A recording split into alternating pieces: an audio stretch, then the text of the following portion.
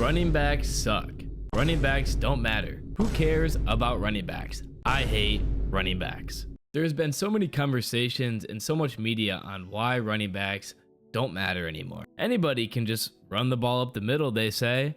Well, I'm here to tell you that running backs do matter. And I'd argue that running backs may be one of the most important parts of a team. These are currently the 10 highest paid NFL wide receivers heading into next season. A $21.8 to $30 million range. And then these are the 10 highest paid running backs. A $6.4 to $16 million range. And obviously, as you can see, and many people already know, running backs make substantially less than wide receivers. And you know what? I agree with most people. Running backs should make more money. But just because they're not getting paid as much doesn't mean they don't matter. And I feel like so many people have just bought into the narrative that anybody can do the running back's job. Well, is this really true? Take Christian McCaffrey, for example. In 2022, the 49ers started out 3-3, losing to the Bears, Broncos, and Falcons, who all shared two things in common that season: being some of the worst teams in the NFL and missing the playoffs. The 49ers then trade with the Panthers for Christian McCaffrey. He comes in week 7 and they do lose. But after that, the 49ers end their regular season winning 10 straight games and then continuing their win streak into the playoffs, going 2-1 and only losing in the NFC Championship because they had no quarterback. It's 3rd and 17 for Kyle Shanahan's offense. Pump fake from Purdy and a handoff to McCaffrey. He's a ton of open space, but remember, it's 3rd and long, and there are 3 defenders closing in on him, and he has a long ways to go. But it's Christian McCaffrey. He makes a cut and uses his speed to pick up the first down. This play is in the NFC Championship against the Eagles.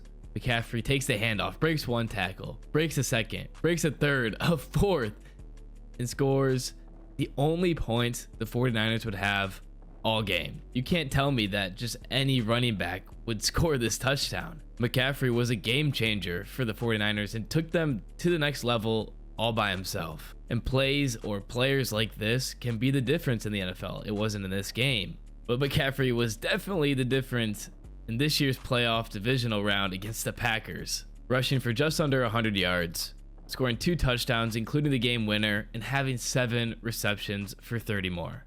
Obviously, a strong offensive line helps, but running the ball isn't all of the job. If you can be a strong pass blocker or be useful in the passing game, your value just skyrockets. Again, not every running back can do things like this. Wait for your block, make a man miss, use your speed to get upfield on the design screen, absolutely truck somebody and pick up 10-15 extra yards. He had over 500 receiving yards and 7 receiving touchdowns on top of what he did rushing and blocking wise. It could be a design screen, route downfield, or either Purdy just being able to dump off the ball to McCaffrey if he's feeling the pressure, pick up an easy 5 yards or maybe more.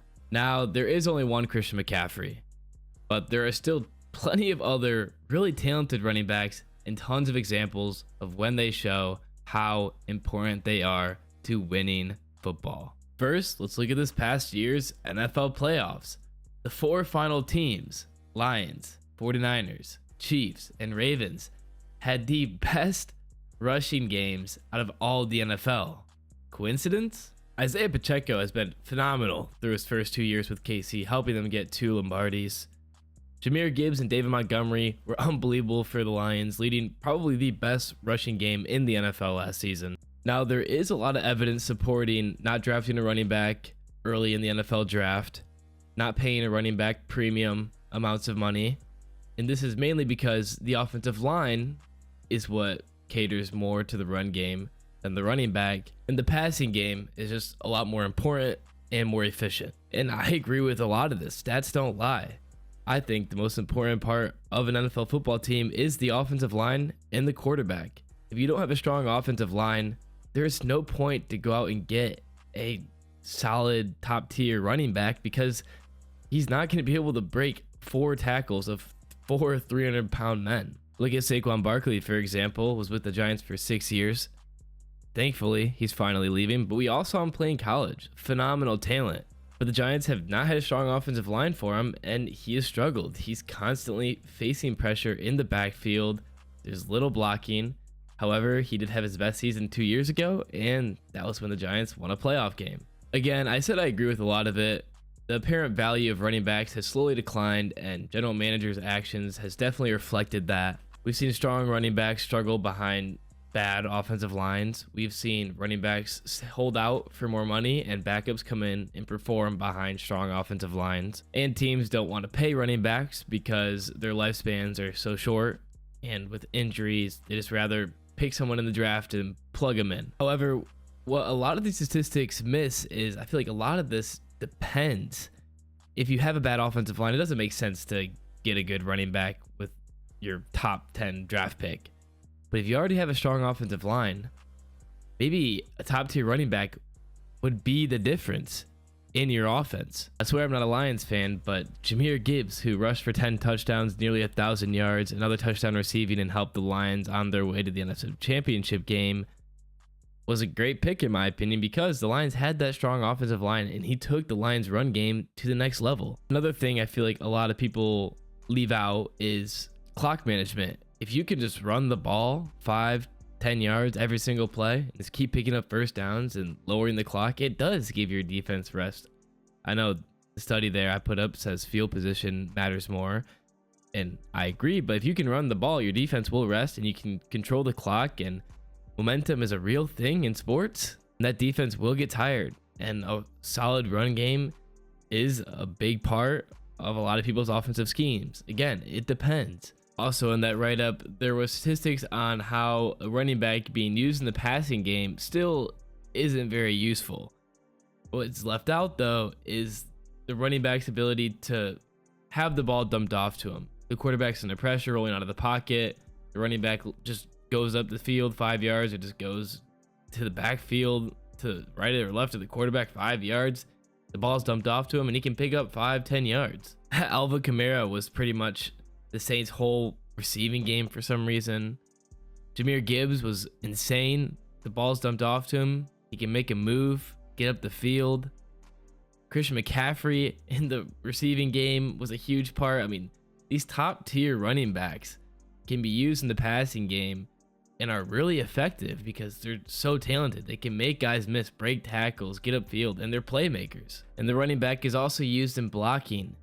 I think the Bears definitely missed David Montgomery in the backfield. If you watch, their blocking struggled, especially with Foreman as the running back. Overall and statistically, I wouldn't say running backs are as important as wide receivers, but I still think they should get paid more.